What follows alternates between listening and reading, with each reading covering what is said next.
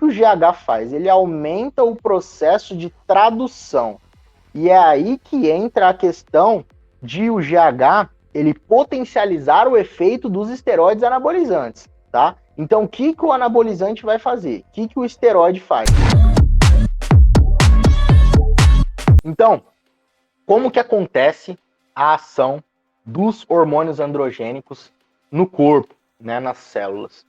Como que vai acontecer todo o processo, né? Então, para um hormônio ele ter a sua ação, ele precisa se ligar no seu receptor, tá? É um mecanismo de chave fechadura, tá certo? É o que caracteriza um hormônio, ele ter um receptor específico para ele, tá? É por isso que vão ter tecidos que vão responder mais e outros menos à ação de algum hormônio, é pela quantidade de receptores naquele tecido, tá certo? O tecido muscular, por exemplo, tem uma alta quantidade de receptores androgênicos, então ele responde bastante ao aumento de testosterona, ao aumento de androgênios, tá certo? Então, isso aqui é uma célula muscular, vamos imaginar, tá? E aí nessa célula muscular, a gente vai ter lá o receptor androgênico, tá certo? Então, a testosterona, ela... Vamos pelo todo o caminho, né?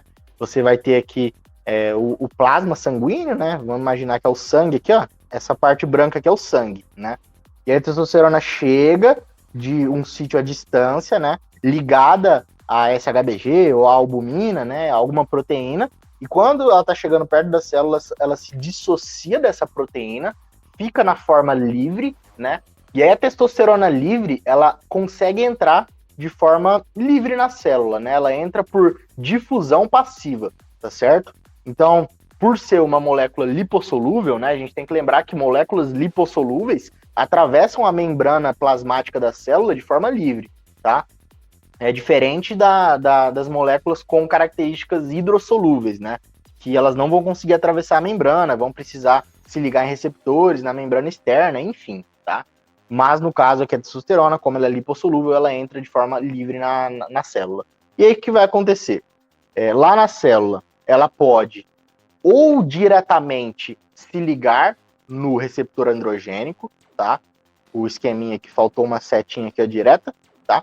Ela pode ou ela mesma se ligar no receptor androgênico, ou, dependendo do tecido, se a gente tiver a expressão da enzima 5-alfa-redutase no tecido, ela pode se converter em DHT, o que vai fazer com que o efeito seja muito mais potente, tá, pessoal? Lembrando que o DHT ele se liga com uma força de 5 a 10 vezes maior no receptor androgênico do que a própria testosterona. Então ele vai ter um efeito bem mais expressivo do que a testosterona, tá certo? Então, a testosterona pode se converter em DHT ou ela mesma se ligar no receptor androgênico, tá, pessoal?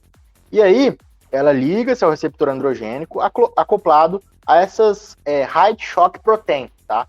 É a sigla em inglês aqui, ó, Height Shock Protein. São as proteínas de choque que a gente fala, tá? Essas aqui, ó, que elas estão ali no receptor androgênico, tá? Acopladas.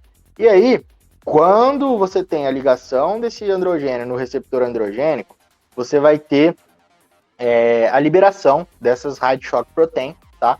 E a dimerização do receptor androgênico, tá? E aí ele vai lá para o núcleo da célula, tá? Esse complexo hormônio receptor entra no núcleo da célula, e aí, pessoal, a gente tem a ligação desse complexo hormônio receptor no DNA, tá?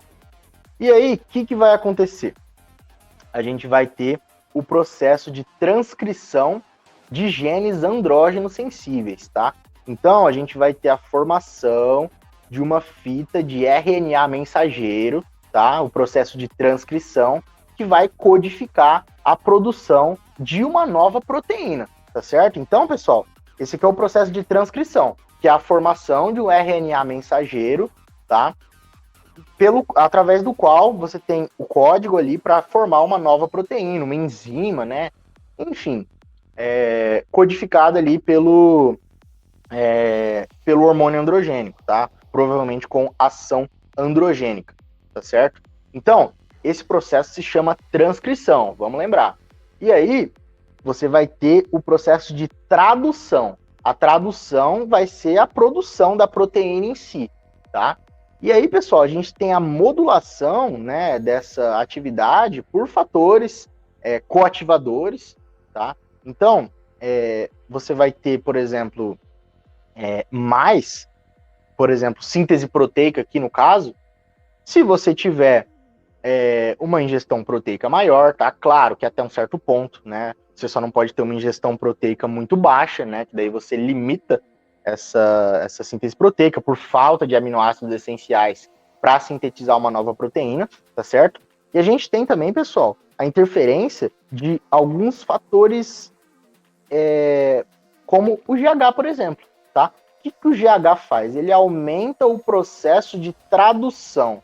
E é aí que entra a questão de o GH ele potencializar o efeito dos esteroides anabolizantes, tá? Então, o que o anabolizante vai fazer? O que o esteroide faz? Ele se liga no receptor androgênico e promove o aumento da transcrição, o aumento ali da geração de RNAs mensageiros, tá? E aí o GH, se usado em conjunto com esteroides anabolizantes, ele vai aumentar mais ainda, ele vai potencializar o efeito do esteroide, tá? Porque ele aumenta a tradução, tá? E aí você tem uma maior síntese proteica, tá certo? Então, de fato, o GH, ele potencializa o efeito dos esteroides anabolizantes, apesar do GH de forma isolada não ter um efeito anabólico significativo, quando a gente fala de músculo, tá? Então, a gente pode ter também fatores que vão diminuir essa resposta, tá? Como eu falei, uma baixa ingestão proteica, né, pessoal? A dieta.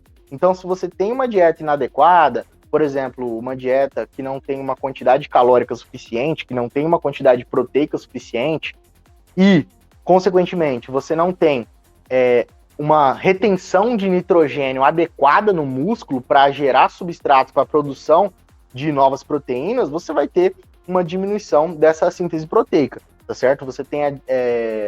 Você não tem um balanço nitrogenado positivo, tá? Apesar dos esteroides eles aumentarem por si só o balanço nitrogenado positivo, tá? A gente sabe que as proteínas elas são muito importantes para a gente ter uma retenção de nitrogênio maior no músculo, gerando um balanço nitrogenado positivo, consequentemente tendo mais substrato para a síntese proteica e aumentando o anabolismo, tá, pessoal? Então a gente pode ter aqui a produção, por exemplo, de proteínas contráteis musculares, né? Actina, miosina, tá?